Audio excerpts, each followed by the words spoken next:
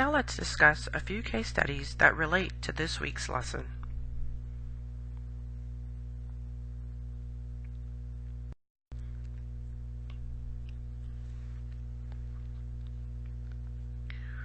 Organizations such as CMS and the Joint Commission have requirements in regards to medical record documentation being completed timely, one of which involves the history and physical, or H&P as we also call it. Both CMS and the Joint Commission state that H&P must be on the patient medical record within 24 hours of admission.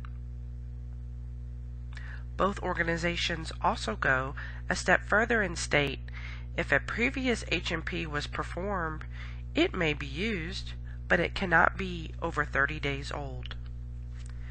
If a previous H&P is used, it still must be updated or reviewed and verified by the admitting physician. The H&P can be done by another provider, such as a primary care physician. With this information, let's look at our first case study.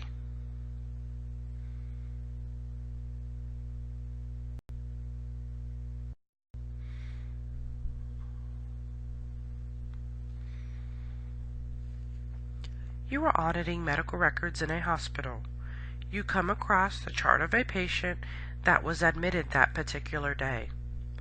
You notice an H&P that was dictated exactly 32 days ago was placed on the medical record. However, the date of the H&P has the current date or the admission date written on it. Is this an acceptable H&P?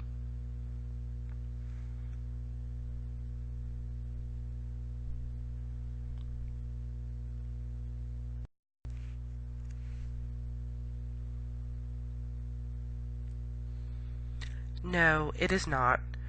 All dictated reports contain information in the footer of the report that gives the date and time of dictation and the date and time of transcription. If the report was dictated 32 days ago, it is out of compliance and cannot be used on the patient's medical record. The date on the report was written, which shows that somebody probably wrote the date on the report. It is unacceptable to change the dates on dictated reports. Dictated reports are electronically created, so the footer information is accurate and cannot be altered or changed. What should you do as the chart auditor?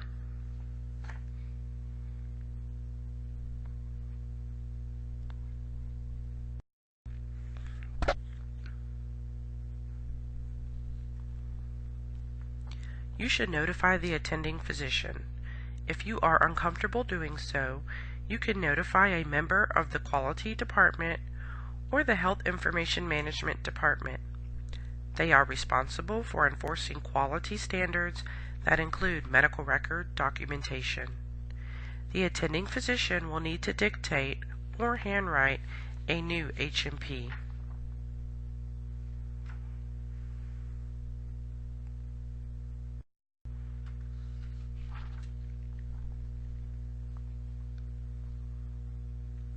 Let's move on to the next case study. A surgeon performs surgery on a patient on Thursday and notifies the nursing staff that he is going out of town the next day.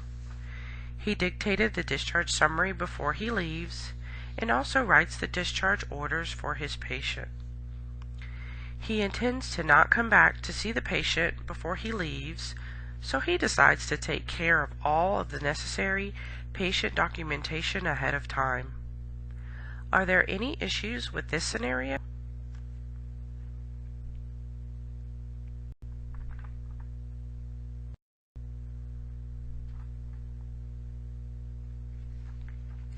Yes, there are several issues with the scenario, to include the discharge summary is an overview of the patient's entire hospital course, and anything can happen to the patient while the surgeon is not there. Discharge summaries should be dictated or written at discharge or right after discharge. That ensures everything is captured that is relevant to the patient's hospital stay. Discharge orders should not be written early either. As said, anything can happen to the patient. They could have a post-operative complication or need to go back into surgery.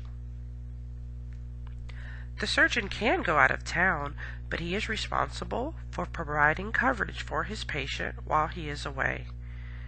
Documentation must still be performed on the patient during his absence. That concludes the case studies for this lesson. Thank you.